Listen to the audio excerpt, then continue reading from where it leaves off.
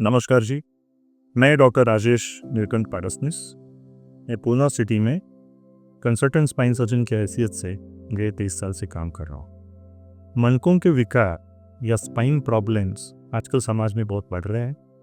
इनके common problem कौन से हैं ये आज थोड़ा देखेंगे।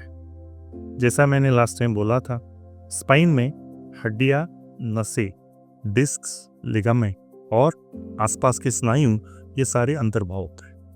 तो इसमें से किसी भी चीज़ में अगर प्रॉब्लम हो तो तकलीफ हो सकती है। सबसे ज़्यादा कमर की और गर्दन की दर्द होने वाली समस्याएं कौन सी है, तो इसको पोस्चरल पेन बोलते हैं या बायोमैकेनिकल पेन। मतलब अंदर कोई स्ट्रक्चरल प्रॉब्लम नहीं होता, लेकिन गलत तरीके से शरीर पे तनाव आने से या गलत तरीके से इस्तेमाल करने से तकलीफ होती है। जैसा कि आप गलत पोजीशन में घंटों घंटे बैठ के काम करते हो या घर में बहुत झुक के काम करते हो, शरीर में स्नायु की ताकत नहीं है और उस पर लोड आते गया, तो ये सारे पोस्चरल और बायोमैकेनिकल पेन की समस्याएं हैं। 75% से ज़्यादा लोगों को जिनको कमर की समस्याएं होती है उनमें ये बायोमैकेनिकल पेन होता है। दूसरा ग्रुप होता है कॉमन स्पाइन प्रॉब्लम्स का, जिसमें बोलते हैं स्ट्रक्चरल प्रॉब्लम है। तो पहली चीज़ होती है कि इंजुरी होने से या किसी भी तरीके से ट्रॉमा होने से तकलीफ हो। अगर आप गिर गए, मोच आई, आगे झुकने से कुछ हुआ, ट्रैफिक एक्सीडेंट हुआ या ऊपर से कुछ गिरा पीठ पे, तो जो इंजरी हो सकती है इसमें मनके का फ्रैक्चर हो सकता है, लिगामेंट इंजरी हो सकती है, डिस्क रप्चर हो सकती है, ये सब से भी इंजरी हो सकती है।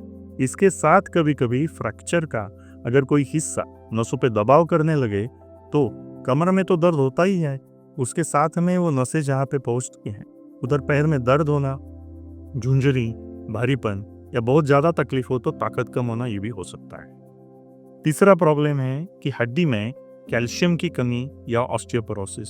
ये ज़्यादातर आपको बुढ़ापे में दिखता है या लेडीज़ को मेनोपॉज के बाद। उसके कारण से कैल्शियम की कमी से हड्डी में ताकत कम होती है, फ्रैक्चर्स इजीली होते हैं, मसल्स की भी ताकत कम होती है और रोज के काम में भी आपको तकलीफें चालू होती है। दूसरे कॉमन प्रॉब्लम्स हैं जिसमें हम इन्फ्लेमेटरी डिसऑर्डर्स या आर्थराइटिक डिसऑर्डर्स बोलते हैं, जैसे कि रूमेटॉइड आर्थराइटिस, एंकिलोजिंग स्पॉन्डिलाइटिस, संधिवात की बीमारियां।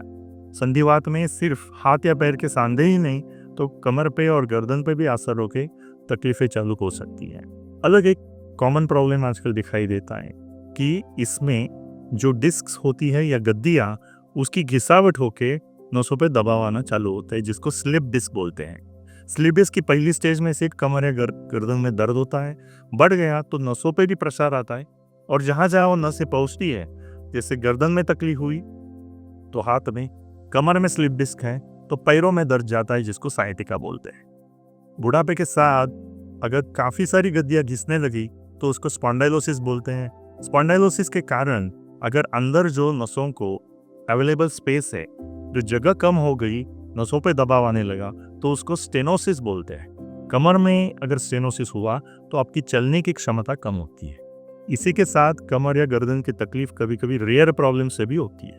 रेयर प्रॉब्लम्स में मतलब कि इन्फेक्शन, हड्डी का टीबी, ये ज़्यादातर कम उम्र में होता है, उसकी वजह से भी दर्द होना या नसों पे दबाव होके हाथ या पाँव की ताकत कम होना हो सकता है। और लास्ट, ट्यूमर्स, मतलब कि कोई भी गांठ, ये कैंसर की हो या बिनाइन हो, उसकी वजह से भी नसों पे दबाव आ सकता है और ये सब तकलीफें हो सकती है। तो ये अलग अलग कॉमन प्रॉब्लम्स हैं।